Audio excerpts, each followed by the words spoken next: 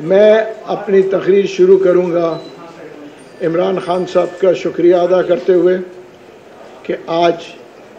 मैं एक MNA हूं और PTI में सीनियर वाइस प्रेसिडेंट सिंध हूं और लोग मुझे काफ़ी हद तक जानते हैं और मैं इलेक्शन जीत के आया हूं ये इमरान खान साहब की वजह से। मैं आज ये ऐलान कर रहा हूं कि मैं पार्टी को छोड़ रहा हूं और as an MNA sitting MNA हूं, मैं रिज़ाइन कर रहा हूं, जबकि मेरी सीट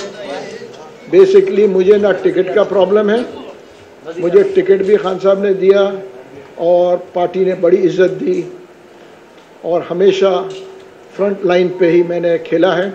मुझे खौफ कभी नहीं है। पार्टी छोड़ने की वजह जो मेन वजह यह है कि देखें, मैं अपने फ़ौज के अगेंस्ट, पूरी फ़ौज की बात कर रहा हूँ, आर्मी की बात नहीं कर रहा हूँ, आर्मी, नेवी, एयरफोर्स, इनके अगेंस्ट मैं ज़िंदगी में न गया हूँ, न जाऊँगा